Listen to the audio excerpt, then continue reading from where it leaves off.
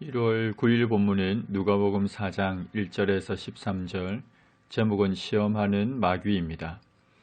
예수님은 세례 요한에게 세례를 받으신 후 성령의 충만함을 입어 광야에서 40일 동안 성령에게 이끌리시며 마귀에게 시험을 받으셨습니다.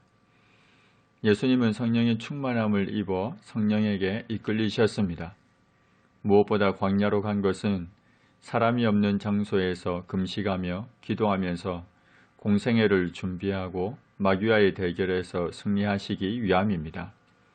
그리고 광야에서 40일 동안 하신 것은 출애굽 후 광야에서의 40년 동안 이스라엘을 인도하였던 모세가 예언한 메시아가 바로 예수님이시라는 것을 알리기 위함입니다. 예수님은 광야에서 40일 금식이 끝날 무렵 줄이신 상태에서 마귀에게 시험을 받으셨습니다.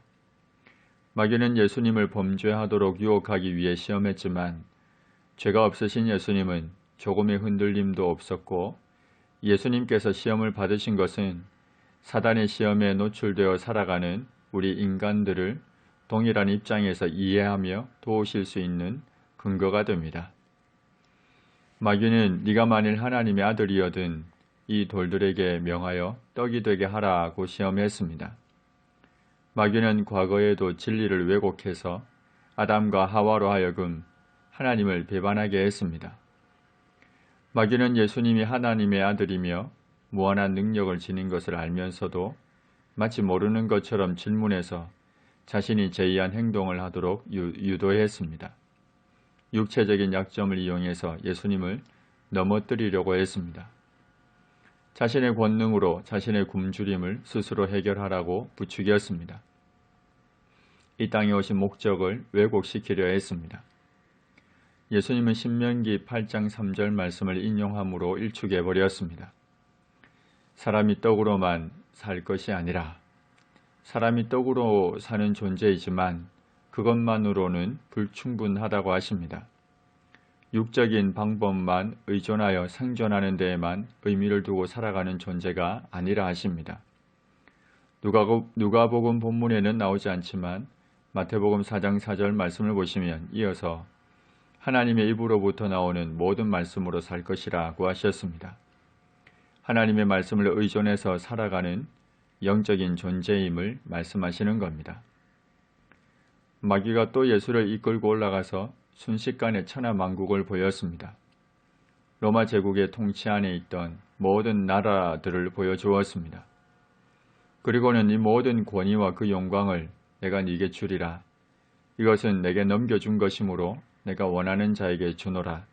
그러므로 네가 만일 내게 절하면 다 네 것이 되리라고 시험했습니다. 마귀는 하나님이 이 땅의 모든 권세와 영광을 자기에게 넘겨주었기 때문에 자기가 마음대로 사용할 수 있다고 했습니다. 그러나 이 말은 명백한 거짓입니다. 물론 하나님께서 마귀에게 권세의 일부를 넘겨주신 것은 사실이나 그것은 허물과 죄로 죽은 자들과 그에 관계되는 어둠의 세계에만 해당될 뿐입니다. 온 우주와 이 세상 전체에 대한 지배권과 권세 및 영광은 오직 하나님께만 속해 있을 뿐입니다. 마귀는 자신에게 절을 하면, 예배하면 다 너의 것이 될 것이라고 거짓말하며 유혹했습니다. 예수님은 신명기 6장 3절의 말씀을 인용하십니다. 주 너의 하나님께 경배하고 다만 그를 섬기라. 예수님은 진정으로 섬기고 경배해야 할 분은 오직 하나님 한 분뿐임을 말씀하십니다. 하나님 이외의 그 어떠한 영적인 존재도 예배의 대상이 될 수 없습니다. 마귀뿐만 아니라 천사조차도 예배의 대상이 될 수 없습니다.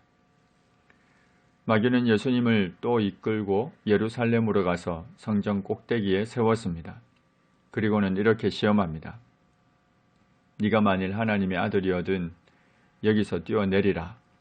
기록되었으되 하나님이 너를 위하여 그 사자들을 명하사 너를 지키게 하시리라 하였고, 또한 그들이 손으로 너를 받들어 네 발이 돌에 부딪히지 않게 하시리라 하였느니라. 마귀는 시편 91편 11절과 12절을 인용했습니다.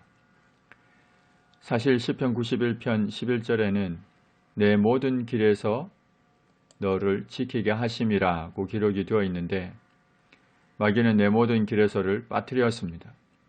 본래의 의미는 하나님께서 의로운 자를 그 모든 의로운 길에서 보호하시겠다는 약속입니다. 하나님께서 제시하신 의로운 길을 걷는 자를 보호하시겠다는 약속인데 마귀는 이 조건을 생략해버리고 어떤 경우에도 하나님의 보호를 받을 수 있는 것처럼 교묘하게 왜곡시켰습니다. 그리고는 예수님에게 하나님의 약속이 얼마나 신실한가를 시험해 보라고 부추깁니다. 사실 하나님을 시험하는 것 자체가 하나님을 온전히 믿고 있지 않다는 불신앙의 표시입니다. 예수님은 신명기 6장 16절의 말씀으로 단호하게 물리치십니다. 주 너의 하나님을 시험하지 말라. 선하신 하나님의 의지를 결코 시험하지 말라고 말씀하셨습니다.